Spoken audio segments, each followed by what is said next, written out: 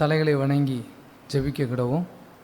எங்கள் அன்பின் பரலோக பிதாவே, உம்முடைய நல்ல இந்த நாளிலே எங்கள் ஒவ்வொருவரையும் நீர் ஒன்று கூட்டி உம்முடைய சமூகத்தில் உம்முடைய பிள்ளைகளாய் எங்களை வைத்து நீர் ஆதரித்து வருகிற எல்லா தயவுள்ள பாதைகளுக்காகவும் நன்றி செலுத்துகிறோம். எங்கள் இருதயத்தின் ஆழத்திலிருந்து எங்களுடைய பலவீனங்கள் எல்லாவற்றிற்கும் மத்தியிலும் நீர் ஒரு பலவானாய் இருந்து நீர் எங்களை முன் சென்று நடத்துகிற நல்ல மெய்ப்பனாய் இருந்து எங்களை நடத்தி வருகிற தயவிற்காக உமக்கு நன்றி செலுத்துகிறோம். இன்றைய நாளிலும் இந்த ஜெப வேளை, ஆராதனை, தேவ செய்தி எல்லாவற்றையும் உம்முடைய கரத்தில் ஒப்பு கொடுக்கிறோம். உம்முடைய ஓங்கிய புயத்தினாலும் உம்முடைய நல்ல வழிகாட்டுதலினாலும் எங்கள் இருதயத்தை நீர் ஊன்ற கட்டுவீராக. நல்ல நிலத்தில் விதைத்த விதைகளைப் போல உம்முடைய வார்த்தைகள் எங்களுடைய பண்பட்ட இருதயத்தில் விதைக்கப்பட்டு அது 60, 90, 100 பலன் கொடுக்க எங்களுக்கு உதவி செய்திருக்கும். இன்னும் அதிகமாய் உம்முடைய ஜீவியத்திலே வளர இந்த கடைசி நாட்களிலும் உமக்காய் நிற்கக்கூடிய நல்ல உத்தம சீசர்களாய் நாங்கள் நின்று கனி கொடுக்க எங்களுக்கு இரக்கம் பாராட்டியருளும். எல்லா துதி கன மகிமையும் உமக்கே செலுத்துகிறோம். இயேசுவின் மூலம் வேண்டுகிறோம் பிதாவே, ஆமேன். அல்லேலூயா. பாடல் புத்தகத்தில் 405 எல்லோரும் எடுத்துக்கொள்வோம். பாடல் எண் 405 சேர்ந்து பாடுவோம்.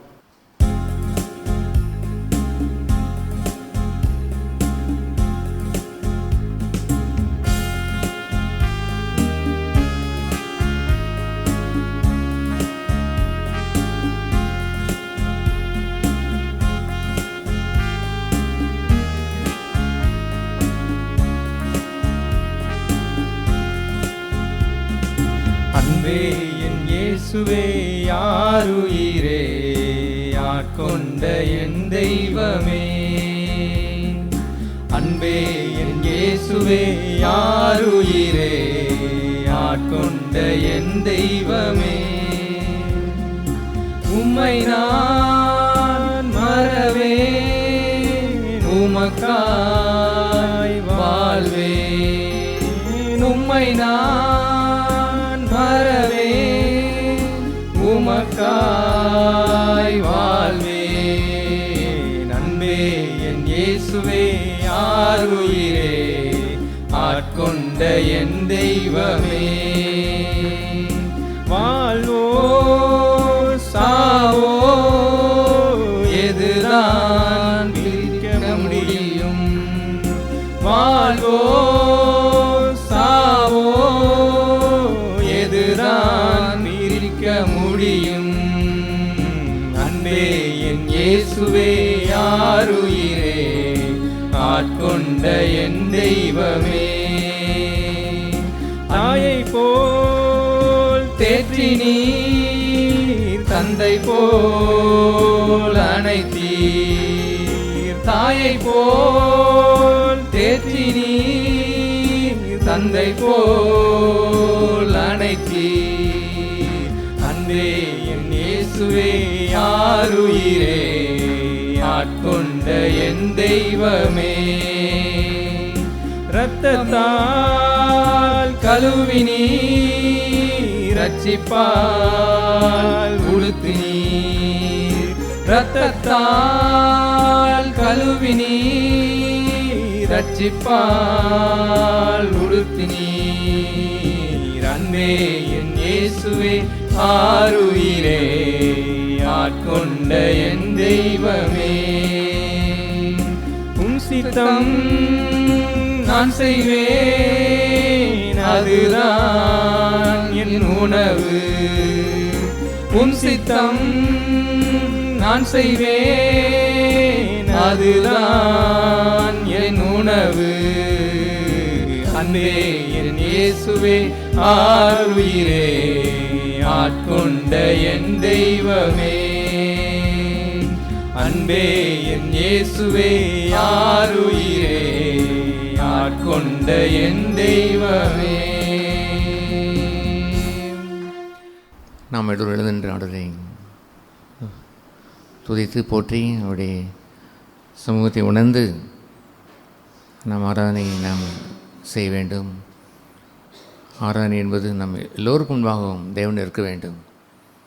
நம்ம மத்தியிலே தேவன் வாசமாக இருக்கிறார், நம்ம மத்தியிலே அசைவாடுகிறார், நம்மோடு கூட இருக்கிறார்.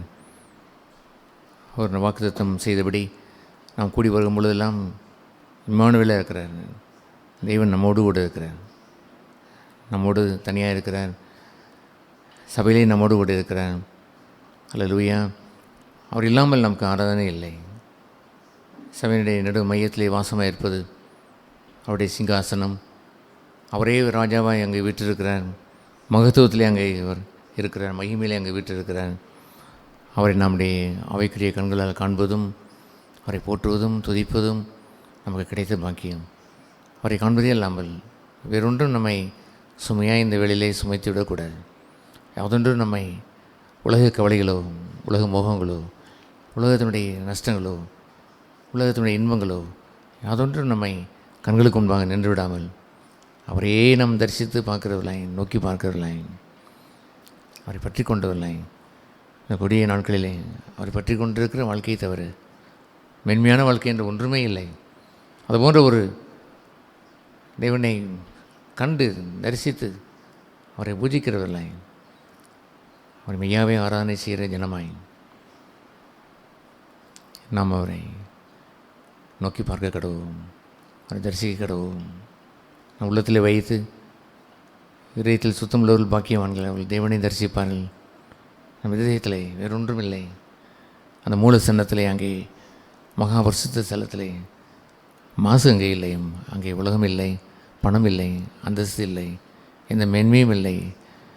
அவரே நம்மளே வாசமாகிறார். கண்களை திறந்திடும் இயேசுவை காணணும், அவரண்டை நெருங்கி இம்மன்பை ஊற்றணும். செவிகளை திறந்திடும் அவர் வார்த்தை கேட்கணும். கண்களை திறந்திடும் இயேசுவை காணணும், கண்களை திறந்திடும் இயேசுவை காணணும். ஆண்டவர் உயிர்த்தெழுந்தவர். அவர் ஒரு பேச முடியாத ஒரு ஜடம் அல்ல, மண்ணோ மரமோ அல்ல. உயிருள்ள ஆண்டவர். உயிருள்ள ஆண்டவரை ஆராதிக்க வந்த நாம் உயிருள்ள ஜனமாய் அந்த உயிருள்ளோர் தேசம் என்று எழுதியிருக்கிறதே, the land of the living என்று எழுதியிருக்கிறது, அந்த உயிருள்ள தேசத்தில் வாசம் பண்ணினாய் அவரை செவிக்கிற மக்களாய், பசுத்தம் நிறைந்த மக்களாய் கர்த்தாவே, இந்த ஆராதனை வெளியிலேயும் எங்கள் கண்கள் உம்மை காண வேண்டும் என்று வஞ்சிக்க வேண்டாமா? அப்படி அவரை காண வேண்டுமே. அப்படி அவரை கண்டு தரிசித்து ஆராதனை செய்யாமல் வேறொன்றும் நமக்கு மேன்மை என்றும் இல்லை. நம்முடைய பாடலோ ஆர்ப்பரிப்போ என்றெல்லாம் பெரிதான காரியம் இல்லை. அவரை தரிசிக்க வேண்டும். கண்களை திறந்திடும் இயேசுவை காணணும், அவரண்டை நெருங்கி எம்மன்பை ஊற்றணும். செவிகளை திறந்திடும் அவர் வார்த்தை கேட்கணும். கண்களை திறந்திடும் இயேசுவை காணணும். எங்கள் கண்களை திறந்திடும் இயேசுவை காணணும். அல்லேலூயா. எங்களுடைய கண்களுக்கு முன்பாக இந்த விரீதி எங்கள் இருக்கிற தெய்வருக்காய் ஸ்தோத்திரம். நீ மாறாதவர், எங்கள் மத்தியில் வாசம் செய்கிறவர். இது மனுஷரின் மத்தியில் தேவாதி தேவனே வாசம் செய்கின்றாரே. இது மனுஷரின் மத்தியில் தேவாதி தேவனே வாசம் செய்கின்றாரே. தேவன் தாபரிக்கும் ஸ்தலமே, தம் ஜனத்தாரின் மத்தியிலா. தேவன் தாபரிக்கும் ஸ்தலமே, தம் ஜனத்தாரின் மத்தியிலா. தேவன் தாம் அவர்கள் தேவனாயிருந்தே கண்ணீர் யாவையும் துடைக்கின்றாரே. தேவன் தாம் அவர்கள் தேவனாயிருந்தே கண்ணீர் யாவையும் துடைக்கின்றாரே. இதோ மனுஷரின் மத்தியில் தேவாதி தேவனே வாசம் செய்கின்றாரே. இதோ மனுஷரின் மத்தியில் தேவாதி தேவனே வாசம் செய்கின்றாரே. தேவன் தாபரிக்கும் ஸ்தலமே, தேவன் தாபரிக்கும் ஸ்தலமே, தம் ஜனத்தாரின் மத்தியிலாம், தம் ஜனத்தாரின் மத்தியிலாம். தேவன் தாம் அவர்கள் தேவனாயிருந்தே கண்ணீர் யாவையும் துடைக்கின்றாரே. தேவன் தாம் அவர்கள் தேவனாயிருந்தே கண்ணீர் யாவையும் துடைக்கின்றாரே. இதோ மனுஷரின் மத்தியில் தேவாதி தேவனே வாசம் செய்கின்றாரே. நம்மத்தில் அசிவாடின்று கர்த்தர் நம்மை அக்கணித்திருக்க வரவில்லை. நம்முடைய இருதயத்தை தேற்ற வந்திருக்கிறார். நம்முடைய கண்ணீர்கள் யாவையும் துடைப்பார். நம்முடைய கண்ணீர்கள் சுயத்திற்கு வெடிக்கின்ற கண்ணீராக இருந்துவிடக்கூடாது. உலகத்தில் எத்தனையோ துன்பங்கள், வேதனைகள், கஷ்டங்கள், எத்தனையோ வியாதிகள், வருத்தங்கள் என்று இருந்தாலும் அவை எல்லாவற்றிலேயும் என் ஆண்டவர் எனக்கு கண்ணீரை துடைப்பார். நானாக வடிக்கின்றது அல்ல, என் கர்த்தருக்கு முன்பாக வடிக்கின்ற கண்ணீர், அதை அவர் துடைப்பார்.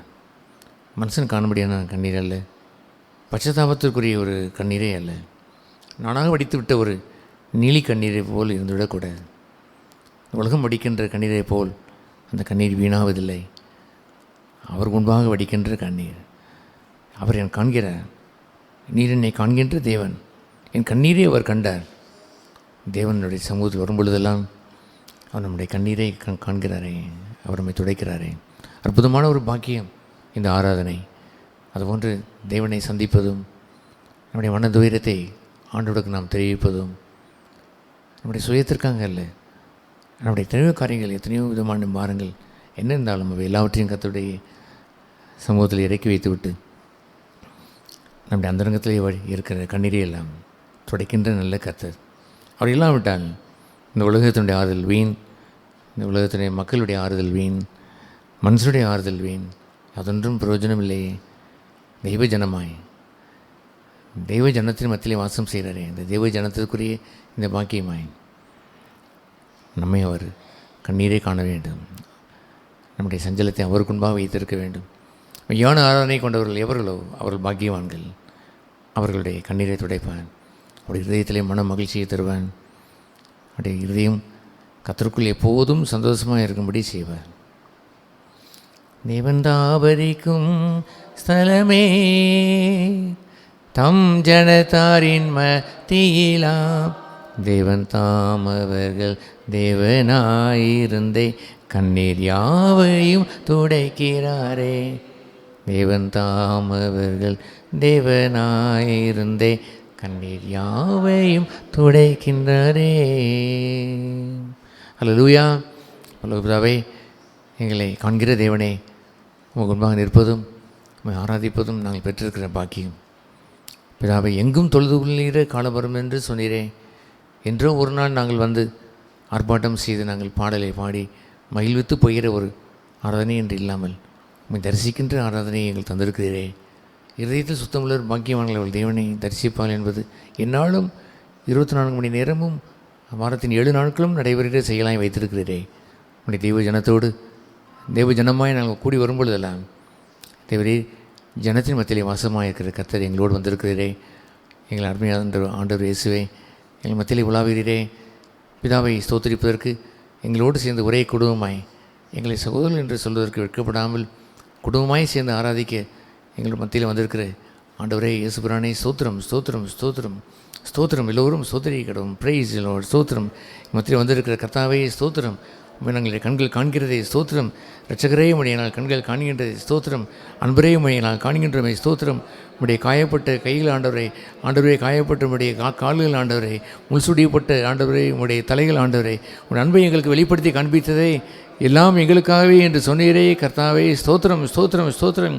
என் மத்தியில் வாசம் செய்கிற கர்த்தாவே, அன்பு நிறைந்தவரே, இரக்கம் பிறந்தவரே, என் கண்களை என்னுடைய கண்ணீரை துடைக்கிறவரே, கண்ணீரை காண்கிறவரே, ஸ்தோத்திரம் ஸ்தோத்திரம் ஸ்தோத்திரம் ஸ்தோத்திரம்.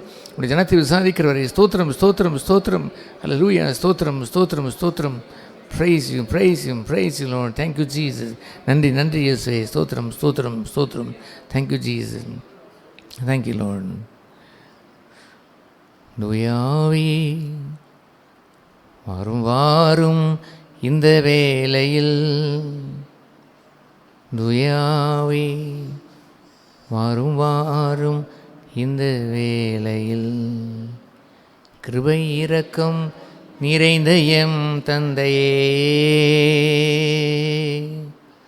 வாரும் வாரும் இந்த வேளையில், கிருபை இரக்கம் நிறைந்த எம் தந்தையே, வாரும் வாரும் இந்த வேளையில், தூயாவி வாரும் வாரும் இந்த வேளையில், தூயாவி வாரும் வாரும் இந்த வேளையில், கிருபை இரக்கம் நிறைந்த எம் தந்தையே, வாரும் வாரும் இந்த வேளையில், வாரும் வாரும் இந்த வேளையில். பிதாவே, உடைய ஜனத்தினுடைய ஆராதனை எடுக்கிறவரே, என் இருதயத்தினுடைய ஆராதனை உடைய பார்வையிலே பிரீதியாக இருக்கிறதே, கர்த்தருக்கு பிரியமுள்ள இதுவே நான் விரும்புகிறது என்று நீ சொன்னீரேன். எங்கும் தொழுது கொள்கின்ற இந்த காலத்திலே ஆராதிக்கிறவர்களை உங்களுடைய பிதா விரும்புகிறார் என்று எழுதியிருக்கிறதே. உங்களுடைய விருப்பத்தை பூர்த்தி செய்கிற இந்த நேரத்திற்காக ஸ்தோத்திரம். உங்களுடைய ஜனமாய் ஆண்டவரை நாங்கள் ஆராதிக்க முடிகிறதே. உங்களுடைய சொந்த ஜனமாக இருக்கிறோமே, நீ எங்களுடைய நல்ல மேய்ப்பராக இருக்கிறீரே, நல்ல போதராக இருக்கிறீரே, மேய்ச்சலின் நாடுகளாக இருந்து எங்களை நடத்துகிறீரே. நன்மையுள்ள கர்த்தாவே, பிரியமுள்ள ஆண்டவரே, இரக்கமுள்ளவரே, தயவுள்ளவரே, சந்தம் உள்ளவரே, பொறுமை உள்ளவரே, நன்றியோடு துதிக்கிறோம், ஸ்தோத்தரிக்கிறோம் ஸ்தோத்தரிக்கிறோம். எங்களில் மத்தியிலே வாரும், மீண்டுமா எங்களை விசாரித்தள்ளும், எங்கள் எல்லோரையும் ஆசீர்வதித்து உடைய திருவசனத்தை அருளி தந்து ஒன்றை கட்டியல்லும். சத்தியத்தை நிலைநிற்கிற மக்களாய், பிராசிக்கிற மக்களாய், எங்களை நாளுக்கு நாள் அதிக பிராசத்தை பெற்றுக்கொண்டு வாழ்கின்ற மக்களாய் கிருபை செய்தலும். அல்லேலூயா, ஸ்தோத்திரம் ஸ்தோத்திரம் ஸ்தோத்திரம் ஸ்தோத்திரம் ஸ்தோத்திரம் ஸ்தோத்திரம் ஆண்டவரே. Thank you Jesus. நாம் மையப்படுவதாங்க ஆண்டுகளும் வழி நடத்தும் இயேசு நாமத்தில் ஜெபிக்கிறோம் பரலோக பிதாவே, ஆமென். ஆமென். நாம் தயவுசெய்து உட்காருவோம். கர்த்தருடைய மேஜைக்கு முன்பாக நாம் கடந்து வந்திருக்கிறோம். 1 கொரிந்தியர் 11ஆம் அதிகாரம். அந்த மேஜைக்கு வரும் பொழுதெல்லாம் நாம் தியானிக்கின்ற அற்புதமான வசனங்கள். 23ஆம் வசனம், நான் உங்களுக்கு ஒப்புவித்ததை கர்த்தரிடத்தில் பெற்றுக்கொண்டேன். என்னவெனில், கர்த்தராகிய இயேசு தாம் காட்டி கொடுக்கப்பட்ட அன்று ராத்திரியிலே அவர் அப்பத்தை எடுத்து ஸ்தோத்திரம் பண்ணி அதை விட்டு வாங்கி புசிங்கள் என்று அவர் சொன்னார். அல்லேலூயா. இது போன்ற ஒரு பகுதியானது அவர் காட்டி கொடுக்கப்பட்டாராம். அப்பொழுது அவர் ஸ்தோத்திரம் செய்தாராம். And he was broken. தன்னுடைய இது என்னுடைய சரீரம் என்று அவர் சொல்லி அந்த காட்டி கொடுக்கப்பட்ட அந்த நேரத்தில் அவர் நொறுங்குண்டு போனாராம். புரோக்கன் நொறுங்குண்டு அந்த ஜீவியத்தை அவர் கூறி வாங்கி புசிங்கள் என்று சொன்னார். அதை வாங்கி புசிங்கள் என்று கூறினார். That means live this life, இந்த வாழ்க்கையை நீங்களும் வாழுங்கள் என்று சொன்னார். அந்த யோவான் சுவிசேஷம் 6ஆம் அதிகாரத்தில் அவர் சொன்னதை போலவே வானத்திலிருந்து இறங்கி வந்து ஜீவ அப்பம் நானே, ஈட் மீ, என்னை புசிங்கள் என்று அவர் சொன்னாரே. நானே மெய்யான பானம், ட்ரிங்க் இட், என் ரத்தத்தை பானம் பண்ணுங்கள் என்று அவர் கூறியதெல்லாம் பார்ட்டிசிபேட் ஹிஸ் லைஃப், அவருடைய வாழ்க்கையில் பங்கு பெறுங்கள் என்று அந்த பகுதியை தான் அவர் கூறினார். ஜனங்களோ அவர் மூலமாய் வருகின்ற த்ரூ ஜீசஸ், இயேசுவின் மூலமாய் வருகின்ற அந்த அப்பத்திற்காக வந்தார்கள் இல்லாமல் பார்ட்டிசிபேட்டிங் ஹிஸ் லைஃப், இந்த வாழ்க்கையிலே பங்கு பெறுகின்ற ஒன்று இருக்கிறதே, they don't want that, அதை விரும்புவதில்லை. அது ஏனென்றால் இஸ் லைஃப் இஸ், அவருடைய ஜீவியம் என்று சொல்வது கிராஸ், சிலுவை தான். சிலுவையின் பங்கை அவர் காண்பித்து அவர் இந்த வாழ்க்கை வாங்கி புசிங்கள் என்று சொன்னார். எப்படி அவர் கடைசி அந்த ராப்போஜனத்தில் அவர் சொன்னார், எப்பொழுதுமே பஸ்கா என்று சொல்லிவிட்டு கடைசியில் மாத்திரம் அது பஸ்காவாய் சொல்லாமல் இது என்னுடைய சரீரம் என்று அவர் சொன்ன அந்த பங்கை பாருங்கள். இதை அவர் புசிக்க சொன்னார். அவர் காட்டி கொடுக்கப்பட்ட ஒரு சோக நிகழ்ச்சி நடைபெறுகிறது. He gave thanks, அவர் நன்றி என்று கூறினார். தன்னுடைய தேவனுக்கு முன்பாக ஒரு சோகம் நடக்கிற நேரத்தில் விரோதங்கள், துரோகங்கள், முன்னாலேயே புறம்புது பின்னாலிருந்து புறங்கூறீர்கள் என்று பெயர், பேக் பைட்டிங் என்று பெயர், பின்னாலிருந்து கடிப்பவர்கள் என்று பெயர். ஆனால் ஒரு சீசன் சிரித்து கொண்டே வருகிறான், அவன் கட்டி தழுவுகிறான், அவரை முத்தம் செய்கிறான். வெறும் சிரிப்பல்ல, வெறும் முத்தம் செய்கிறான். ஐயா முத்தம் செய்துவிட்டு சதக்கென்று வயிற்றிலே குத்துவதை போல் நேருக்கு நேராய் வந்து குத்துகிறான்.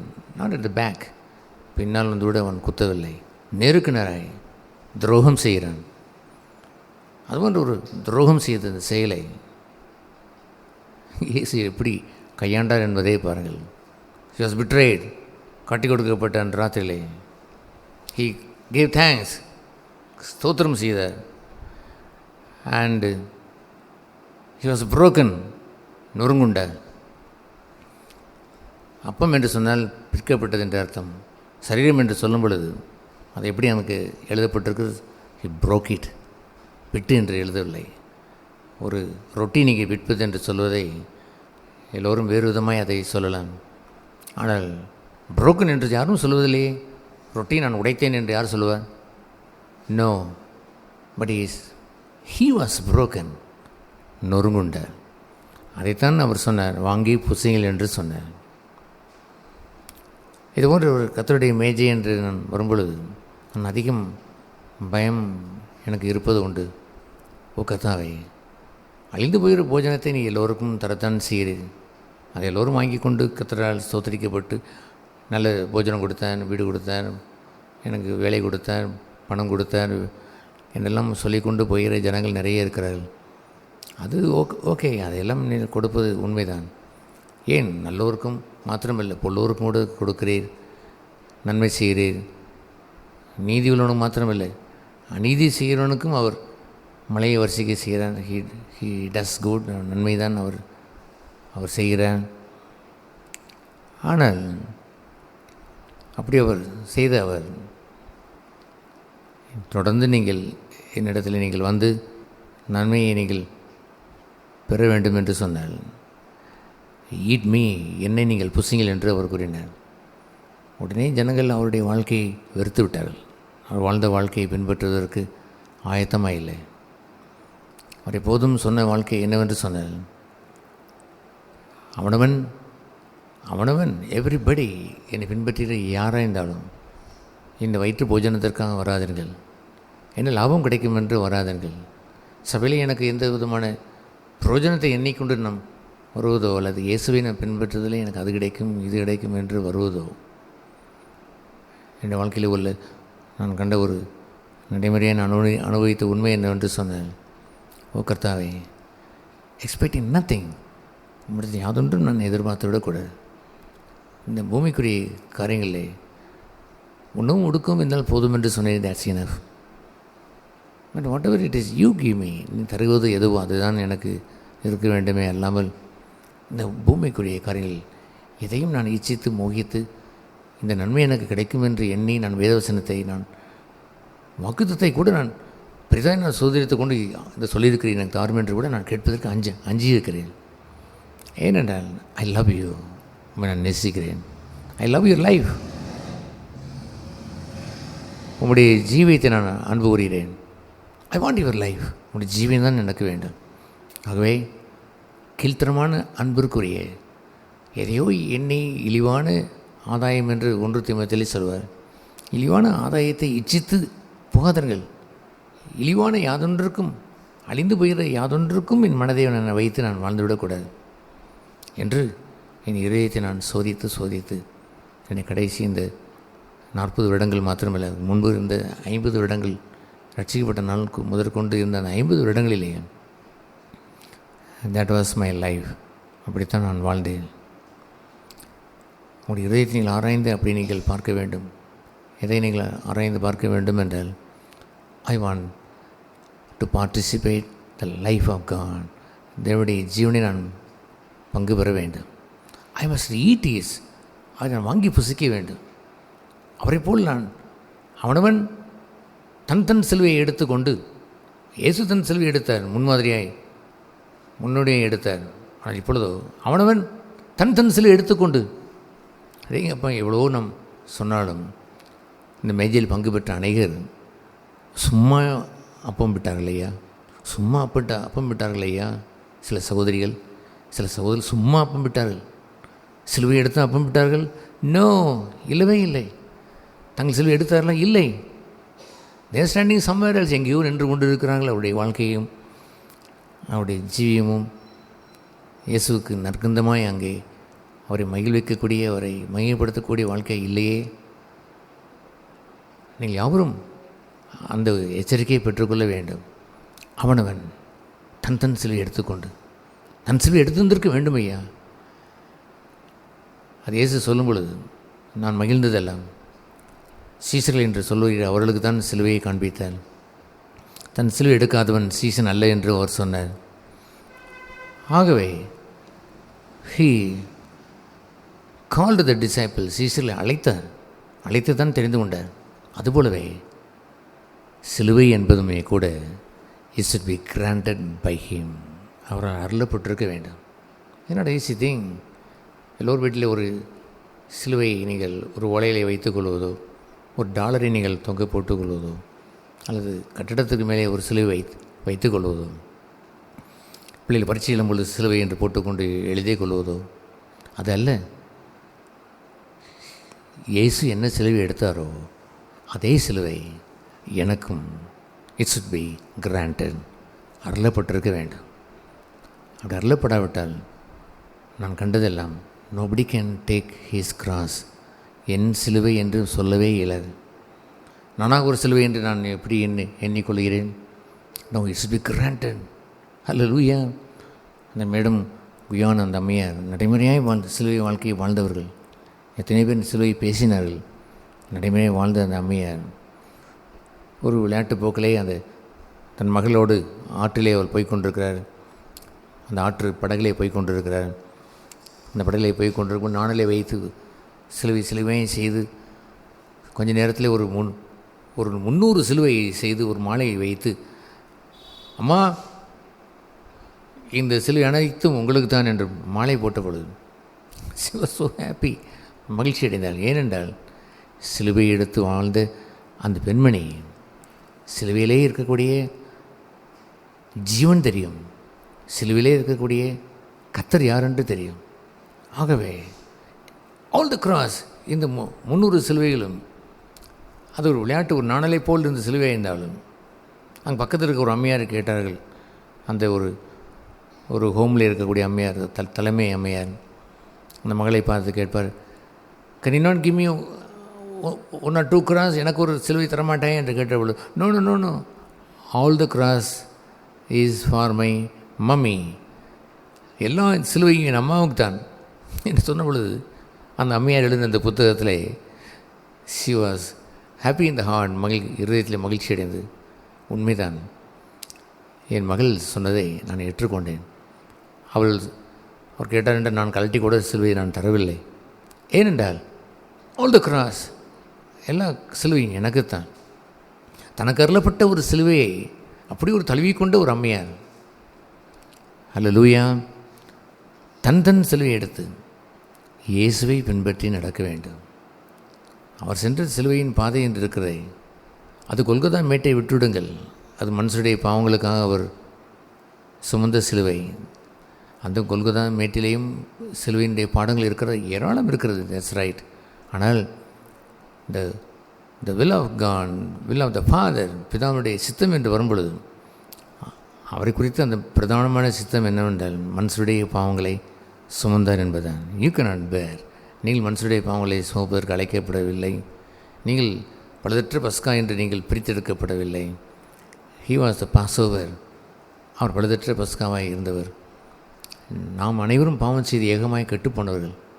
ஆகவே அந்த சிலுவை என்று சொல்வது, மனுஷனுடைய பாவங்களுக்காக சுமந்த சிலுவை என்று சொல்வது, யூ கேனாட் டேக் தேன். அதை எடுக்கையில். ஆனால் அவர் அவமானத்தை எண்ணாமல் சிலுவையை சுமந்தார். பாவிகளால் வந்த விரோதங்களை அவர் சகித்தார். அல்லேலூயா. அவர் அடைந்த அந்த சிலுவையினுடைய அந்த உபத்திரங்களை சொல்லும் பொழுது சிட்சிக்கப்பட்டார். தேவனால் சிட்சிக்கப்பட்டதை போல் நம்ம வர வேண்டிய அக்னி அவர் மீது வந்தது என்று சொல்வதை போல் தேவன் அப்படி ஒரு அக்னிக்குள்ளாயத்தை அவரை சிட்சித்து அவரை துன்பத்திற்கு உட்படுத்தி அவரை பாடுகளுக்கு உட்படுத்தினார். ஏசாயா 53 வாசிக்கிறதை போல் தேவன் தன்னுடைய மகனை பாடுகளுக்கு உட்படுத்தினார். It please the Lord to bruise him. தேவன் அவரை நொறுக்குவதற்கு சித்தம் கொண்டார். அதையெல்லாம் எடுத்துக்கொள்ளக்கூடுமா அந்த கொல்கத்தா மீட்டிலே? எஸ். கொல்கத்தாவின் தியானத்தை பலமுறை நான் தியானித்து அதுதானே எனக்கு ஜீவன் தந்தது. எத்தனையோ இறுக்கமான நேரங்கள், விரோதங்கள், துரோகங்கள், காட்டி கொடுக்கப்படுகின்ற நேரங்கள் என்று வரும்பொழுதெல்லாம் the life I derived only through the cross of the Golgotha. அந்த கொல்கத்தா மேட்டிலை சுமந்தாரே என் ஆண்டவர். அந்த சிலுவையினுடைய அந்த பிரதிபலிப்பு தான் ஜீவனை எனக்கு தந்தது. அல்லேலூயா. ஆகவே வாட் இஸ் திஸ்? இப்படி அவர் காட்டி கொடுக்கப்பட்டாராம். உடனே கிவ் தேங்க்ஸ், நன்றி அவர் சொன்னாராம். அவர் ஹி வாஸ் புரோக்கன், உடைபட்டாராம். இதையே நீங்கள் வாங்கி பூசுங்கள் என்று சொன்னாராம். Hallelujah. This is the gospel. இதுதானே அந்த சுவிசேஷம் என்று சொல்வது. அந்த ஏசாயா 53 அவருடைய நொறுக்கப்பட்ட அந்த வாழ்க்கையை அவர் கூறும்பொழுது, எங்கள் மூலமாய் கேள்விப்பட்ட இந்த சுவிசேஷத்தை எவன் விசுவாசிப்பான்? Who will believe that? அப்படின்னா ஒருவர் விசுவாசிக்க மாட்டான் என்று அல்ல. இப்போ anybody believe that, யாராவது விசுவாசம் இருப்பார் என்று சொன்னால், see that Jesus, இயேசுவை பாருங்கள். தேவன் அவரை நொறுக்குவதற்கு விருப்பம் கொண்டிருந்தார். அல்லேலூயா. அதுபோன்று ஒரு வாழ்க்கையை சுவிசேஷம் என்று சொல்கிறோமே, அதை எத்தனை பேர் ஏற்றுக்கொள்வார்கள்? என் பாவங்கள் மன்னிக்க இயேசு சிலுவையிலே அறையப்பட்டார் என்பதை சுவிசேஷம் என்று ஏற்றுக்கொள்வதையே சிலர் ஏற்றுக்கொள்வதில்லை. ஜீசஸ் டைட் ஃபார் மை சின். இயேசுவின் பாவங்களுக்காக மரித்தார். அவருடைய இரத்தத்தினாலே நான் கழுவப்பட்டு அவருடைய அன்பினாலே நான் மீட்கப்பட்டேன். அது கூட அநேகருக்கு இன்னும் கையொடுக்கவில்லை. உலகத்துடைய மோகம், உலகத்துடைய ஆசை, அவருடைய இச்சைகள், உலகத்தினுடைய சிநேகங்கள் அவர்களை பின்னி பிணைந்து அதை வைத்திருக்கிறபடினால் ஹி டைட் ஃபார் மை சின், என் பாவங்களை மரித்தார் என்று சொல்லி அவரை அந்த வெண்கல சர்ப்பத்தை நோக்கி பார்த்து பிழைத்தவர்களைப் போல் அவரை நோக்கி பார்த்தவர்கள் அநேகர் இல்லையா? கிறிஸ்தவர்களே இல்லை. நிறைய கிறிஸ்தவர்கள் ரட்சிக்கப்பட்டோம் என்று சொன்னவர்களோடு அநேகர் கல்வாரி அன்பை அவள் பெற்று ரட்சிக்கப்படவே இல்லையே. அதுவே இல்லை. பின்பு எப்படி இவர்கள் இயேசு சுமந்த அந்த சிலுவையை தங்கள் பங்காய் எடுத்து வாழ்வார்கள்? எனவே அதை சுவிசேஷம் என்று சொல்வதை முழுமையான ஒரு சுவிசேஷம் என்று சொன்னால் இந்த இரண்டாவது பங்கை அடைந்திருக்க வேண்டும். என் பாவங்களுக்காக அவர் ரத்தம் சிந்தினார். இயேசுவின் ரத்தம் என் பாவங்களை கழுவினது என்ற மேன்மையை விட, இதோ நான் கட்டி கொடுக்கப்பட்டேன், ஐ கேவ் தேங்க்ஸ், அதுக்கு நன்றி செலுத்தினேன், நன்றியோடு கூட நான் நொறுங்கி வாழ்ந்தேன். ஈட் திஸ் லைஃப், இந்த வாழ்க்கையை புசிங்கள் என்று சொன்னால் they don't want that. நீ கொடுக்குற இலவசமான பாவம் மன்னிப்பு போதும், நீ தருகின்ற ரட்சிப்பு அது போதும். But this the life of cross, அந்த சிலுவையினுடைய இந்த இயேசுனுடைய இந்த ஜீவியம் என்று சொல்வதை நோபடி வாண்ட் தட், விரும்புவதில்லை. அப்பம் விற்குதல் என்பதை ஒரு சடங்காய் வைத்து கொண்டு அது எத்தனை, அது கத்தோலிக்கில் இருந்தாலும் சரி, சிஎஸ் இருந்தாலும் சரி, பெந்தோஸ்தி இருந்தாலும் சரி, பாரம்பரியமாய் செய்வதைப் போலவே இது போன்ற ஒரு ஜீவனில் சபையிலே பாடுபடுகின்ற சபையிலே இயேசுவின் ஜீவனை பங்கு பெற வேண்டும் என்று சொல்லி அழைப்பு விடுக்கிற ஒரு சபையிலே கூட போலியாய் அதை அப்பம் விட்டார்கள் இல்லையா? போலியாய் விட்டார்கள்.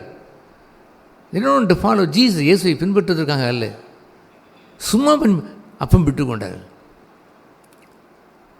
அதை குறித்து அந்த 1 Corinthians 11 அதிகாரத்தில் என்ன சொல்வார்? கிறிஸ்துவின் சரீரம் இன்னதென்று நிதானித்து அறியாமல் அப்பம் புசித்தவர்கள் அவர்கள் பலவீனப்படுவார்கள், ஆவிக்குரிய பலவீனம் அடைவார்கள், வியாதிப்படுவார்கள். ரட்சிக்கப்பட்டோம் என்று சொன்னால் கூட அந்த ரட்சிப்புடைய ஜென்மத்திலையும் கூட மரணம் வந்துவிடும். அந்த பானகைன் மறுபடியும் பிறந்தேன் என்பதை கூட செத்துப்போவார்கள், பலவீனம் அடைந்து அவர்கள் வியாதிப்பட்டு, ஆவிக்குரிய வியாதிப்பட்டு they will die என்று எச்சரிக்கிறதையா, அந்த எச்சரிப்பை கூட அவர் கேட்பதில்லை. அவர்கள் சிரித்து கொண்டே ஒரு ஜாலியை எடுப்பதை போல் எடுத்துக்கொண்டு மாய்ந்து கொண்டிருக்கிறார்கள். they are not taken seriously. அது சீரியஸாக எடுத்துக்கொண்டு இல்லை. இது தேவனுடைய சபை என்ற உணர்வு இருப்பதில்லை. யாதோ ஒரு மனுஷனுடைய சபை என்று எண்ணினார்களோ என்று புரியவில்லை. எங்கேயாவது தலைமை ஸ்தலத்தில் இருக்கக்கூடிய அவர்தான் நம்முடைய தலைவர் அது என்று எண்ணிக்கொண்டார்களோ என்று புரிவதில்லை. சபை ஆளுகின்ற ஸ்தல சபைக்குரிய கர்த்தர் இங்கே இருக்கிறார் என்ற உணர்வே அவங்களுக்கு இருப்பதில்லை. கிறிஸ்துவின் சரீரமாய் நாம் ஆளுகிறோம் என்று அந்த எண்ணமே இருப்பதில்லை. they don't have the fear of God. தெய்வ பயம் இருப்பதில்லை. they don't want to participate the life of Jesus. இயேசுவிலே ஜீவனை பங்கு பெற்று புசிக்க வேண்டும் என்ற ஆசை இல்லை. சடங்காச்சாரமாய் வருகிற கொஞ்சம் ரொட்டி வாயிலை போட்டுக்கொண்டு கொஞ்சம் ஒயினை புசித்து கொண்டு போகலாம் என்று எண்ணுகின்ற ஒரு ஜனத்தை போல் இருந்தால் அல்லாமல் they have no desire for the life of Jesus. இயேசுனுடைய இந்த ஜீவியத்தின் மீது விருப்பம் இருந்ததில்லை. இதை வாங்கி புசிங்கள் என்று சொன்ன பொழுது சீசர்களும் வாங்கி புசித்தார்களே, அந்த இடம்தான் கர்த்தருடைய மேஜையினுடைய பங்கு. அது இல்லாமல் சடங்காச்சாரமாக நீங்கள் புசித்து கொண்டதில்லை, பிரயோஜனம் ஒன்றுமில்லை. அங்கே என்ன சொல்கிறார்? 1 Corinthians அதை குறித்து அவர் சொல்லும் பொழுது திஸ் இஸ் த காஸ்பல் என்று அவர் சொல்லுவார். 1 Corinthians 1 அதிகாரத்தில் அவர் கொரிந்திய மக்களுக்கு அதை அவர் கூறுவார். அங்கே அந்த 18வது அந்த வசனத்திலே அங்கேயும் வாசிக்கிறோம். இதுபோன்று அப்பம் காட்டி கொடுக்கப்பட்ட நேரம், ஒரு நிந்தை வருகின்ற நேரம், அவமானம் வருகின்ற நேரம், சோதனை வருகின்ற நேரம், இது ஒரு நேரத்தில் ஸ்தோத்திரம் செய்வதோ அல்லது ஸ்தோத்திரம் செய்து உடைந்து நொறுங்குண்டு வாழ்வதோ இந்த உலகத்திற்கு ஏனோ எப்படி இருக்கிறது என்று சொன்னால் ஃபூலிஷ்னஸ், பைத்தியமாக இருக்கிறது. ஆங்கிலத்தில் மதியீடாய் தோன்றுகிறது. இந்த உலகத்தில் யாராவது இதை மென்மை என்று எண்ணுவார்களா? நீங்கள் நிந்தனைப்படுத்தப்படும் பொழுது, அவமானப்படுத்தப்படும் பொழுது give thanks to God.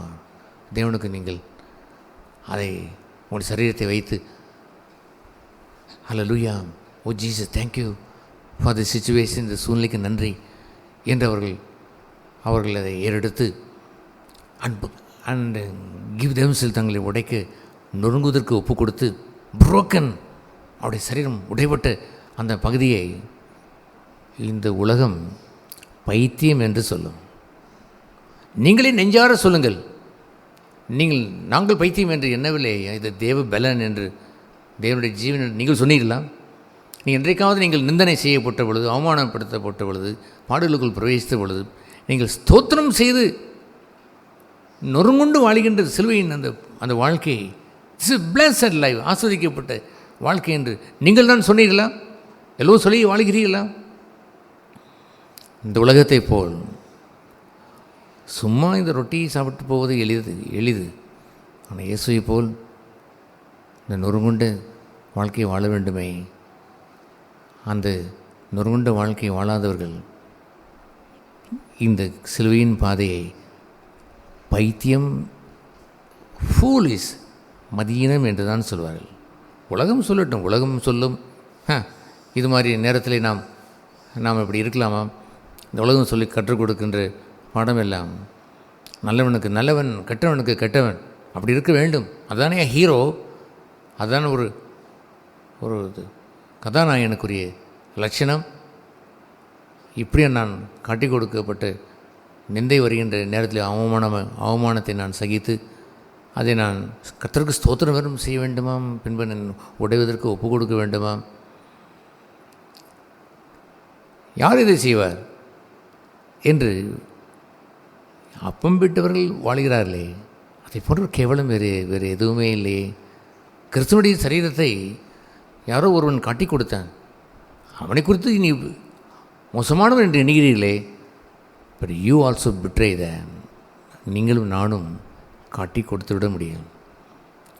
If I also do that, நீங்கள் வாங்கி புசிங்கள் என்று சொன்னதை நான் புசித்து விட்டு வாழாமல் இருந்தால் ஐ பிட்ரே த பாடி, அவருடைய சரீரம் இன்னதென்று நிதானித்து அறியாமலே நான் வருகின்ற நிந்தைகள், அவமானங்கள், சில சோகங்கள், சில வருத்தங்கள், மனம் புண்படுவது, மனம் குமைத்தல் அடைவது, அங்கே ஆத்திரம் அடைவது, அங்கே எதிர்கொண்டு பேசுவது, அங்கே குதித்து எழுவது, இப்படியெல்லாம் வாழ்கின்ற ஒரு வாழ்க்கையை ஒன்றை வாழ்கிறார்களே,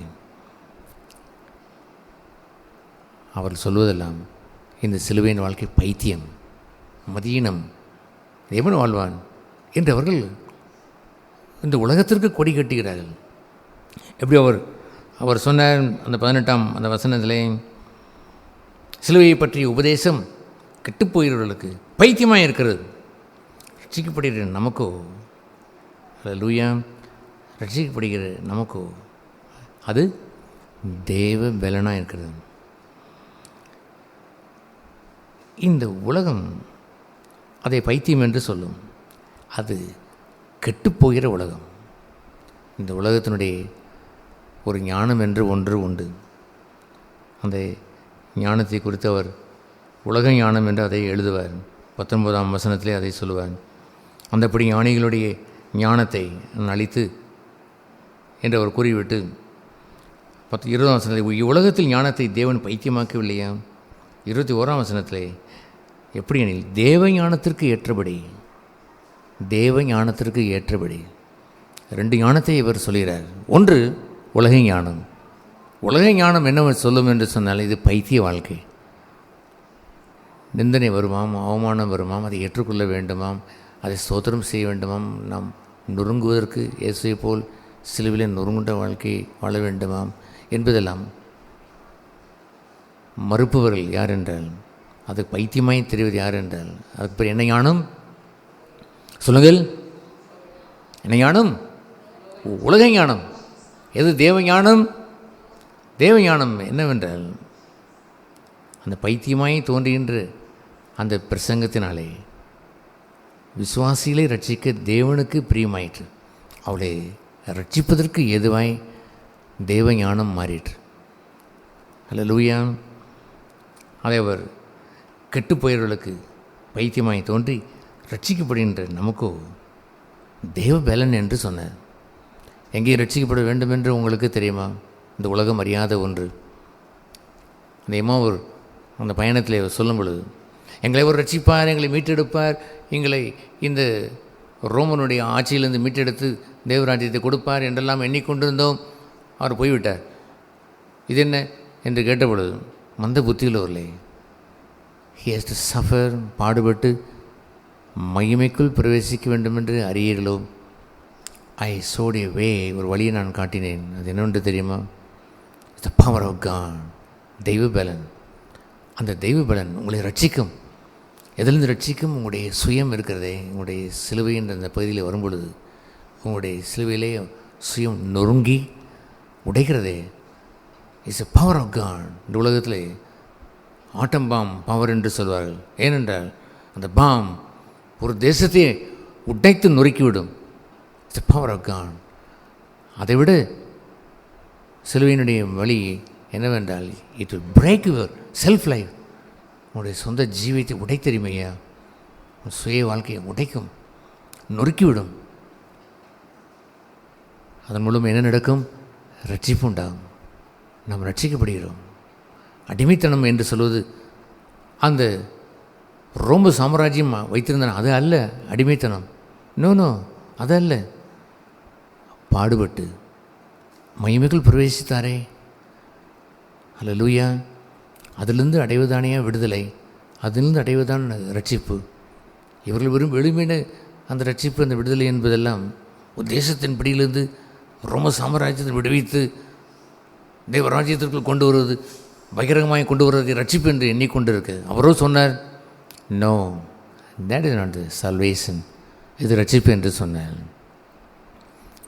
இதை ரட்சிப்பு என்று அவர் கூறினார். பாடுபட்டு சஃபர், அவன் நொறுங்குண்டு உடைக்கப்பட்டு மகிமைக்குள் பிரவேசிக்கிறாரே, அதுதானே ரட்சிப்பு. அதுதான் தேவ பலன், த பவர் ஆஃப் காட். ரட்சிக்கப்பட நமக்கு அது சிலுவை என்னவென்று சொல்ல வேண்டும்? தேவ பலன். What is that? The power of God. It breaks my self life. என் சுய வாழ்க்கையை உடைக்கிறது. அல்லேலூயா. உடைத்து உடைத்து உடைத்து இயேசு 33 ஆண்டு காலம் அந்த சிலுவையை எடுத்து கடைசி உச்சகட்டத்திலே கொல்கதா வந்தார். ஆனால் அனுதினமும் அவர் சிலுவை எடுத்தாரே, கைக்குள்ளாதே அவர் செய்யும்படி அவர் சொல்லவே இல்லை. நீங்களும் அனுதினமும் every day take the cross, சிலுவை எடுத்து நீங்கள் வாழுங்கள் என்று சொல்வது. Every day salvation. ஒவ்வொரு நாளும் ரட்சிக்கப்பட வேண்டும். ஒவ்வொரு நாளும் இந்த சுயம் வரும். ஒரு காட்டி கொடுக்கப்படுகிற நேரம், நிந்தை வருகின்ற நேரம், அவமானம் என்று வருகின்ற நேரம், வையப்படுகின்ற நேரம், மதிக்கப்படாதிருக்கிறதை போகின்ற நேரம், தூ என்று துப்புகிறதை போல் ஏளனம் செய்யப்படுகின்ற நேரம், தலையை துலுக்கி உதட்டை பிதுக்கி நகையாடுவதைப் போல் ஒரு நேரம் என்று வரும்பொழுதெல்லாம்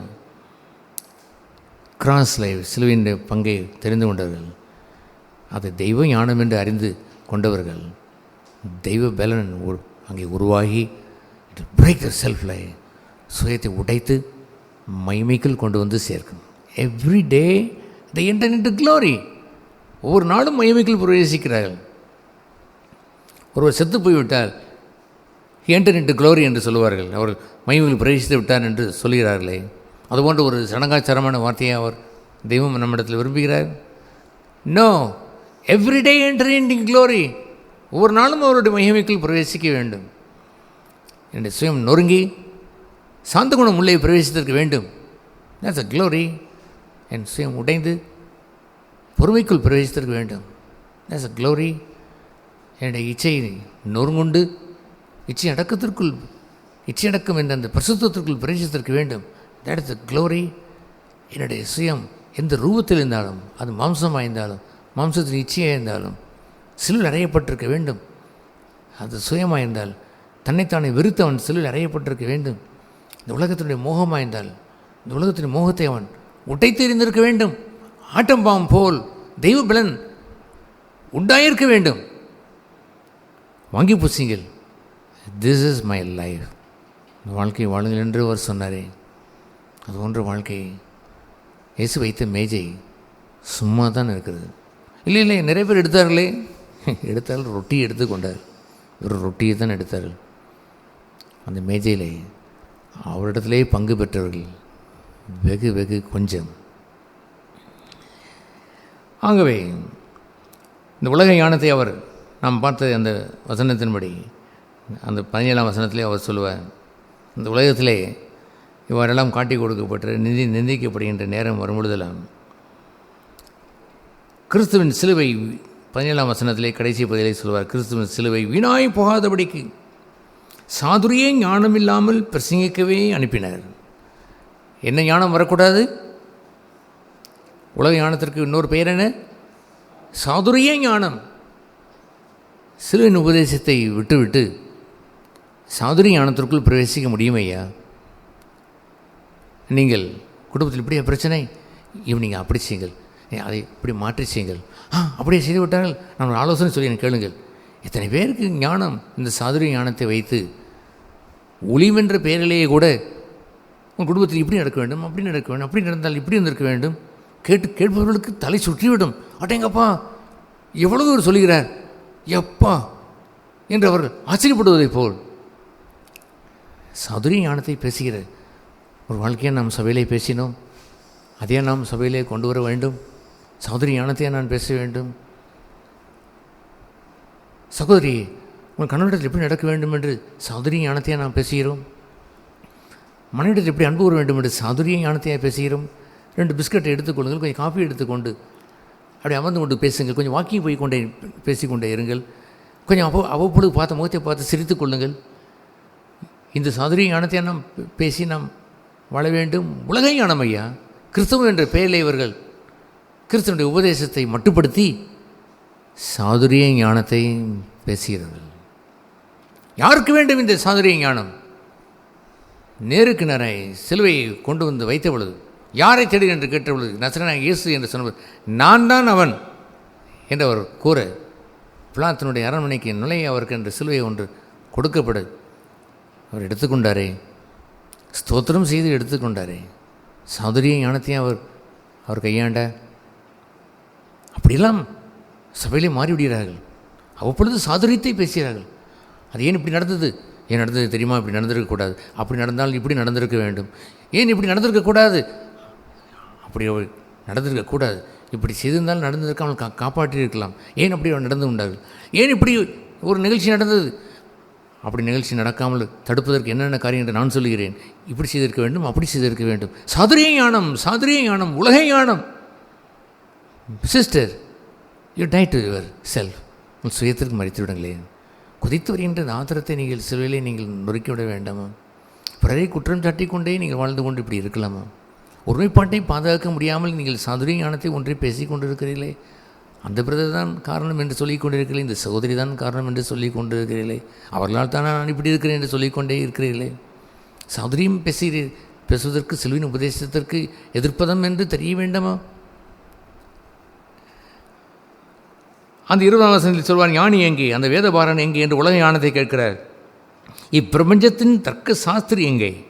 தர்க்கம் செய்வார்களாம், ஸ்தாத்திரம் சொல்லி தர்க்கம் செய்வார்களாம்.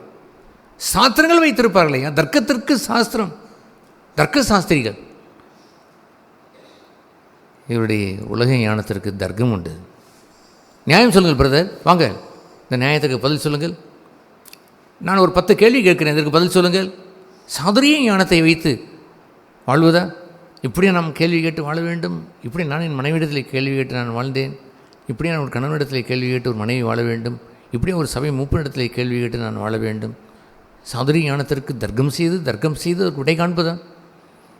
சிலுவின் வழியை மறந்தவர்கள் அல்லவோ, சிலுவின் உபதேசத்தை தூக்கி எறிந்தவர்கள் அல்லவோ, உலக ஞானத்தை வைத்துக்கொண்டு தேவ ஞானத்தை துச்சம் செய்து விட்டார்கள். அவர்களுக்கு இந்த சாதுரிய ஞானம்தான் பெரிய ஞானம் போல் தோன்றுகிறது. தர்க்கம் செய்து அதை ஒரு விடையை கண்டுபிடிப்போம். வாருங்கள் உட்கார்ந்து பேசுவோம் சிஸ்டர்ஸ், பிரதர் வாங்கள் உட்கார்ந்து பேசி ஒரு ஞானத்தை கண்டுபிடிப்போம். இந்த சொல்லி எது செய்தால் நலமாக இருக்கும் என்று பார்ப்போம், இப்படி நாம் செய்தால் நலமாக இருக்கும் என்று எண்ணுகிறேன் என்று சொல்லுவதோ என்ற விருப்பம், அதை வாங்கள் சேர்ந்து நாம் ஒன்றை கூடி நாம் ஒன்றை முடிவு எடுத்துக்கொள்வோம் என்று சொல்லிக்கொள்வதோ. நல்ல முடிவு எடுத்துக்கொண்டோம். செனட் மெம்பர்ஸ் என்று யூஎஸ்ஏ செனட் மெம்பர்ஸ் கூடி ஒரு முடிவு எடுத்த உடனே நல்ல முடிவு என்று எடுத்துக்கொள்வதை போல் இவர்கள் they became the senate members. அவள் மாதிரி சாதுரியத்தை பேசிக்கொள்கிறார்கள். இன்னொரு பிரதரை கொடுத்து இன்னொரு பிரதரிடத்தில் சாதுரியம் பேசுவார்கள், இன்னொரு சிஸ்டரை கொடுத்து இன்னொரு சிஸ்டரத்தில் சாதுரியம் ஞானத்தை பேசி தர்க்கம் செய்வார்கள். தர்க்க சாஸ்திரிகள் ஞானம் கொண்டவர்கள். சிலுவின் உபதேசத்தை புறக்கணித்தார்கள். அதை அவர்களை தகர்க்க வந்தது. உடைவிட மறுத்துவிட்டார்கள். அவர் அந்த நேரத்தில் ஸ்தோத்திரம் செய்து, அந்த துயர நேரத்தில் ஸ்தோத்திரம் செய்து உடைந்தார், நொறுங்குண்டார் என்பதை பைத்தியம் என்று எண்ணிக்கொண்டார். எவன் வாழ்வான்? அதை விடுங்கள், இருக்கட்டும், சிலுவின் உபதேசம் இருந்துவிட்டு போகட்டும், நடந்ததை வாருங்கள் இந்த நிகழ்ச்சிக்கு வந்து பேசிக்கொள்வோம் என்று உலக சாஸ்திரத்தையும் தர்க்க சாஸ்திரத்தையும் பேசுவதுதான். சகோதரி, உங்கள் கணவனிடத்திலே தர்க்கம் செய்வதுதான், உங்களுடைய மனைவியிடத்தில் போய் தர்க்கம் செய்வதுதான். சபையிலும் தர்க்கமா? சில மூப்பர்கள் கூடி தர்க்கம் செய்து கொள்வதா? சேர்ந்துதான் தர்க்கம்தான் செய்து கொள்ளலாமா? ஒரு காரியத்தை அலசி ஆராய்ந்து பார்ப்போம், என்னவென்று கண்டுபிடிப்போம் என்று தர்க்கமாக பேசுவது. சிலுவின் உபதேசம் மறந்தார்கள் ஐயா. சிலுவின் உபதேசத்தை மறந்து உலக ஞானத்திற்கு போய்விட்டார். ரட்சிக்கப்படுகின்ற நமக்கோ கெட்டுப்போயிற அவர்களுக்கு என்று எழுதியிருக்கிறது. தர்க்கம், இந்த உலக ஞானம் அலசி ஆராய்ந்து பார்த்து ஒரு இடை கண்டுபிடிப்போம் என்று உட்கார்ந்து கொண்டு பேசி கொண்டிருக்கிறீர்களே. சில உலகத்தின் நண்பர்கள் பேசிக்கொண்டே இருப்பார்கள். சில சமயங்களில் நம்முடைய வாசலில் ஒரு 4 வாலிப பையன்கள் பேசிக்கொண்டு இருப்பார்கள். நான் மாலை ஒரு 6 மணிக்கு இங்கே வந்துவிட்டு 8 மணிக்கு நான் கீழே இறங்கி வந்து பார்த்தேன். அதே வாலிபர்கள் தொடர்ந்து 2 hours 2 மணி நேரம் பேசி கொண்டிருப்பார்கள். நானே போய் சில நின்று, ஏன்பா எவ்வளோ நேரம் பேசுகிறீர்கள், ஒரு பேச்சுக்கு முற்றுப்புள்ளி வைக்கக்கூடாது என்று கூட நான் சொல்லிவிட்டு போயிருக்கிறேன். விளங்கிக் கொள்ளட்டுமே என்று நான் சொல்லிக்கொண்டு நான் போவது உண்டு. பேசுகிறார்கள். தன்னை பற்றி அல்ல, தனக்கு ஒரு சிலுவை வேண்டுமே, அது அல்ல. தனக்கு ஒரு ஒன்று பட்டுவிட்டது, தங்களுக்கு ஒரு சுயம் பாதித்து விட்டது. தங்களுக்கு ஒரு அபிலாசைகள், அந்த அபிலாசை நிறைவேற்றியே தீர வேண்டும். பேசுவோம் வாருங்கள். எல்லோரும் பேசி பேசி பேசி பேசி தர்க்கம் செய்து வீட்டுக்கு போய்விட்டால் ஃபோனில் கூட தர்க்கமையா, ஃபோனிலும் தர்க்கம், ஃபோனிலும் கேள்விகள், ஃபோனிலும் அங்கே அவர்கள் அலட்சியம் ஆராய்கிறார்கள். They have lost the doctrine of cross. சிலுவின் உபதேசத்தை தூக்கி எறிந்து விட்டார்கள். சிலுவை என்று சும்மா பேசிக்கொள்வார்கள், ஆனால் அவர்களுக்கு தேவ பலனாய் அது விளங்குவதே இல்லை. ஆகவே அவர் சொல்வார், இந்த உலக ஞானத்தை சுய ஞானம் என்று அவர் சொல்வார். 21ஆம் வசனத்தில், எப்படி எனில் தேவ ஞானத்திற்கு ஏற்றபடி இல்லாமல் உலகமானது சுய ஞானத்தினாலே. என்ன ஞானம் சொல்லுங்கள்? சுய ஞானம். ஒருவர் நன்றாய் முடிவு உரை சொல்லிவிட்டார். ஆஹா, நன்றாய் அவர் ஞானமாய் பேசிவிட்டார் ஐயா, that is very good very good, நான் கூடி பேசும்போது நீங்களும் வாருங்கள் என்று கூப்பிட்டு சுயஞானத்தை போற்றி பேசுவதுதான். சிலுவையை அவள் பைத்தியமாய் எண்ணிவிட்டார்களே, சிலுவை ஞானத்தை தூக்கி எறிந்து விட்டார்களே. அவர்கள் சுய ஞானத்தினாலே தேவனை அறியாதிருக்கையில், அவர்கள் யாரை அறியவில்லை? தேவனை அறியவில்லை. You walk in the cross, சிலுவின் பலியிலே நடந்தால் யூ வில் நோ காட், தேவனை அறிவீர்கள். தேவனை சிலுவின் பாதையிலே அப்படி ஒரு நெருக்கமாய் கொஞ்சி குழாவிதே போல் அவன் வாழ்ந்த அந்த மேடம் குயான் அம்மையாருடைய சரித்திரத்தை போல் உயர்ந்தது ஒரு புத்தகத்தை நான் கண்டதே இல்லை. சோமனி சைன் எத்தனையோ அந்த பரிசுத்தவங்களுடைய வாழ்க்கை நான் ருசித்திருக்கிறேன். அப்படி அவர்கள் ஒரு துயரம் என்று வரும்பொழுது நமக்கே கண்ணீர் வந்துவிடும். அதுபோன்ற துயரம் வந்த பொழுது என்ன நடக்கும்னு தெரியுமா? உடனே அறைக்கு செல்வார்கள். என் பிரியமே, என் நெசரே, இந்த வழியில் நான் எப்படி நடக்க வேண்டும் எனக்கு கற்றுத்தாரும். நான் மனுஷியமாய் வாழ்ந்துவிடக்கூடாது. உடைய போதனையை கேட்க வந்திருக்கிறேன். என் உள்ளம் துவைக்கிறது. நீ எனக்கு ஆறுதல் தந்தால் போதும். இந்த மனுஷர்கள் என்ன வேண்டுமானாலும் செய்யட்டும், நீ ஆறுதல் தந்தால், ஒரு வார்த்தை சொல்லும் போதும் நான் ஆறுதல் அடைவேன் என்று தேவனை அறிவதும், அவரிடத்தில் ஞானத்தை பெறுவதும், அவரிடத்தில் ஆறுதலை பெறுவதும். சி நியூ காட், தேவனை சிலுவையில் தான் அறிய வேண்டும் முடியும். சகோதரர்களே, பரிசுத்தவையானுக்கு என்னவென்று பெயர் என்று தெரியுமா? துயரமுடையவர்கள் பாக்கியவான்கள், அவர்கள் ஆறுதல் அடைவார்கள். அவருக்கு பெயர் ஆறுதல். த ஹோலி ஸ்பிரிட், பரிசுத்தவையானவர் சிலுவையின் பங்கிலே வந்து நொறுங்குண்டு வாழ்கிறார்களே, அவர்களுக்கெல்லாம் தம்முடைய ஆறுதலை தருவார். அவரை தன்மை வெளிப்படுத்துவார். தே வில் நோ காட், தேவனை அறிவார்கள் ஐயா. ஆனால் இங்கே இருக்கிற பார்த்தீங்களா, உலகமானது சுயஞானத்தினாலே சுயஞானம். சிறுவையினே வழியிலே ஆரம்பத்தில் நடந்தவர்கள் கூட வழி தப்பி போய் சுயஞானத்திற்குள் போய் அலசியம் ஆராய்கிறார்கள். ஒரு 4-5 சகோதரரை வைத்து கூட அலசி ஆராய்வார்கள். சுயஞானத்தை ஆராய்ந்து தெல்லாஸ்த சிலுவையை புறக்கணித்து விட்டார்கள். நொறுங்குண்ட ஜீவியம் ஒன்று உண்டை புறக்கணித்து விட்டார்கள். சிலுவையின் பாதையில் வந்தவர்களையும் புறக்கணித்து விடுவார்கள் ஐயா. பைத்தியம் என்று கூட சொல்வார்கள். இப்படி நடந்தது பைத்தியம் என்று கூட சொல்லிவிடுவார்கள். சுயானத்திலே அவர்கள் நடந்த அப்படினால் தே டோன்ட் நோ காட். பைத்தியமாய் தோன்றுகின்ற அந்த பிரசங்கத்தினாலே விசுவாசிகளாய் எங்களை ரட்சிக்க தேவனுக்கு என்னவாய மாறிற்று? என்ன மாறிற்று? வசிக்கிறீர்கள் அல்லவா? என்ன மாறிற்று? என்ன வசிக்கிறீர்கள்? எத்தனை வசனத்தில் வாசிக்கிறீர்கள்? 21ஆம் வசனத்திலே என்ன வாசிக்கிறீர்கள்? தேவனை அறியாதிருக்கையில், அவர்களோ சுயஞானத்தினாலே தேவனை அறியாதிருக்கையிலே பைத்தியமாய் தோன்றின அந்த பிரசங்கத்தினாலே விசுவாசிகளாய் எங்களை ரட்சிக்க தேவனுக்கு தேவன் அவரை உடைப்பதற்கு, நொறுக்குவதற்கு பிரியம் கொண்டார். இதுதானே நம்ம ஆண்டவர் நமக்கு தந்த சுவிசேஷம். இந்த சுவிசேஷம் யார் விசுவாசிப்பார்கள்? ராஜ்யத்திலிருந்து, அடிமை ராஜ்யத்திலிருந்து விடுவித்து இன்னொரு ராஜ்யத்தை கொடுத்தால் அதை விசுவாசிப்பார்கள். ஒரு கட்சி இன்னொரு கட்சியை தோற்கடித்து ஜெயித்து விட்டால் அதை விசுவாசிப்பார்கள். ஆனால் இப்படி ஒரு தேவன் தம்முடைய ஞானத்தினால் உடைத்து தம்மை அறிகிற அறிவிலே வளர்க்கிறாரே, அவரை அறிகின்ற அறிவிலே மேன்மைப்படுகிறாரே. அல்லேலூயா. அந்த நொறுங்குண்ட ஜீவியத்திலே, நொறுங்குண்ட நேரத்திலெல்லாம் அவரை காண முடியும் ஐயா. இயேசு அந்த சீசர்களுக்கு அந்த அப்பத்தை எடுத்து ஸ்தோத்திரம் பண்ணி உடைத்த பொழுது they saw Jesus there. இயேசுவை கண்டார். இயேசு உடனே மறைந்து விட்டார். ஏன் மறைந்தார் தெரியுமா? உங்களுக்கு காட்ட மாட்டேன் என்பதற்காக இல்லை, நொறுங்குண்டு வாழுங்கள், அப்பொழுது காலமெல்லாம் நீங்கள் என்னை காண்பீர்கள். உங்களோடு நான் வாசம் செய்வேன், உலகத்தின் முடிவடைந்து உங்களோடு தானே இருப்பேன். அது ஏனென்றால் you know the way of cross, சிலுவின் வழியை அறிந்திருக்கிறபடினால் when you are broken there, உடைபட்ட நேரத்தில் I would be there, நான் அங்கே இருப்பேன். வளர்ந்திருக்க வேண்டும் ஐயா, அவர் அறிகின்ற அறிவிலே வளர்ந்திருக்க வேண்டும். அல்லேலூயா. அப்படி ஒரு அந்த ஆச்சரியமான அந்த பகுதியை அவர் குறித்தான் அவர் சொல்லுவார். 23 அந்த 24ஆம் வசனத்திலே அவர் சொல்லும் பொழுது, நாங்களோ சிலுவிலே அறையப்பட்ட கிறிஸ்துவை பிரசங்கிக்கிறோம். கிரைஸ்ட் குரூசிஃபைட், கிறிஸ்து சிலுவில் அறையப்பட்டார் ஐயா. யாரை பிரசங்கிக்கிறோம்? சிலுவில் அறையப்பட்ட இயேசுவை பிரசங்கிக்கிறோம். அவர் குஷ்டரோகிகளை சுத்தமாக்கினார், வியாதிகளை சுகமாக்கினார். That's right. மரித்தவரை உயிரோடு எழுப்பினார். That's right. அது ஒன்றும் தவறில்லை தான்.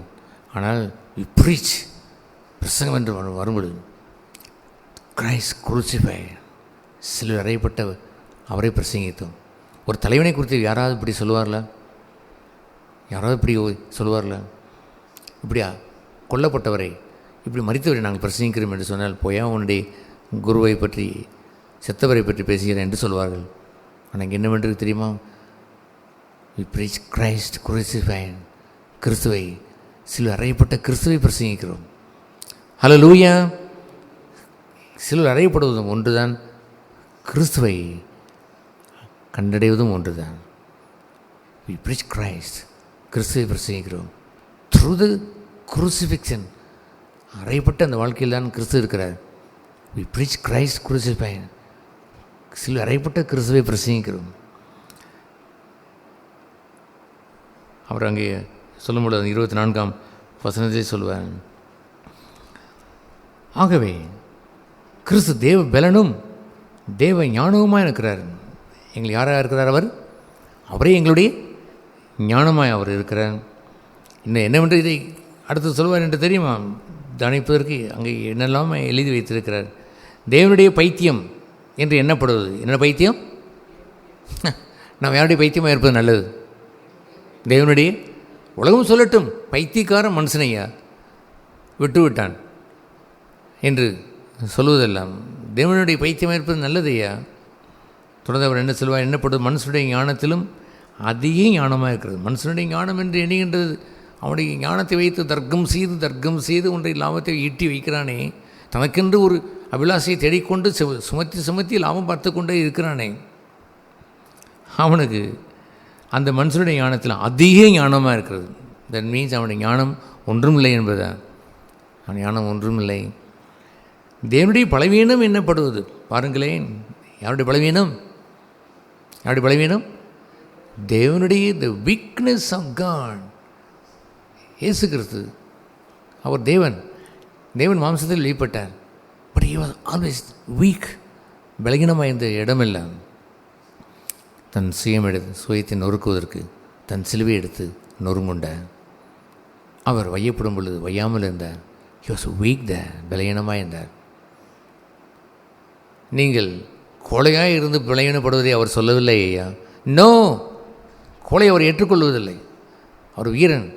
சிலுவை எடுக்க வரும்பொழுது யாரை தேடி என்று கேட்டபொழுது நான் தான் என்று சொன்னபொழுது அவர்கள் தான் கோழையைப் போல் பின்னிட்டு விழுந்தார்கள். அவர் ஒன்றும் விழவில்லையே. சிலுவை எடுப்பதற்கு வீரனைப் போல் முன்னால் வந்தார். But was weak before God. தெய்வ பலவீனத்திற்கு ஒப்பு கொடுத்தார். வையப்படும் பொழுது பதில் வையாமல், பாடுபடும் பொழுது அவர் பதில் பேசாமல், அவமானத்தை எண்ணாமல் சிலுவையை சகித்தாரே. அது என்ன பலவீனம்? என்ன பலவீனம்? அடையப்போ பெரிய பெரிய கேள்வியை கேட்டுவிட்டேன். என்ன பலவீனம்? எஸ், தேவனுடைய வீக்னஸ் ஆஃப் காட். அப்படி ஒப்பு கொடுப்பது என்ன பலவீனமாக இருக்க வேண்டும்? கோழை என்று வந்து விடக்கூடாது. கோழையாகிருந்து விட்டு கொடுப்பது அல்ல ஐயா. அப்படியா சரி பொங்கல் விட்டு கொடுத்து விட்டேன் என்று சொல்லி கொண்டு போகிற கோழையே அல்ல. It's weakness of God. தெய்வ பலவீனம். அந்த தெய்வ பலவீனம், அந்த பைத்தியமாய் தோடுகின்ற அந்த பலவீனத்தை கொண்டு தான் தேவ பலன் உண்டாகிறது.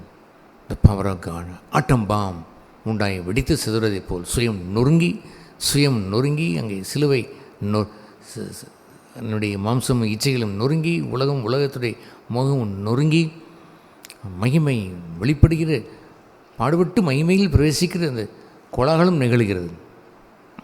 அல்லேலூயா. தொடர்ந்து அவர் சொல்வதெல்லாம் அந்த 25ஆம் வசனத்தில் நாம் காணுகின்றபடி அந்த தேவனுடைய பலவீனத்தில் நாமும் பங்கு பெற வேண்டும். 26ஆம் வசனம், சகோதரரே, நீ அழைக்கப்பட்ட அழைப்பை பாருங்கள், இந்த அழைப்பிற்கு நீங்களும் வாருங்கள். இப்போ நாம் என்ன சொல்ல வேண்டும்? கிரைஸ்ட் குருசிஃபைட் என்பதை விட கலாத்தியர் 2 சொன்னதை போல் நான் சிலுவையில் என்ன செய்யப்பட்டேன்? அறையப்பட்டேன். Live that life. அந்த வாழ்க்கையை வாழுங்கள். ஹல்லேலூயா. நீ அழைக்கப்பட்ட அழைப்பை பாருங்கள் சகோதர சகோதரிகளே. இந்த அழைப்பு இல்லாமல் அப்படி மேஜை இல்லை. இந்த அழைப்பு இல்லாமல் மேஜையில் பங்கு பெறுவதும் இல்லை. தன்னை சோதித்தறிந்து கிறிஸ்துவின் சரீரம் இன்னதென்று நிதானித்தறிந்து இந்த அப்பத்திலும் ரசத்திலும் புசித்து பானம் பண்ண கடவோம்.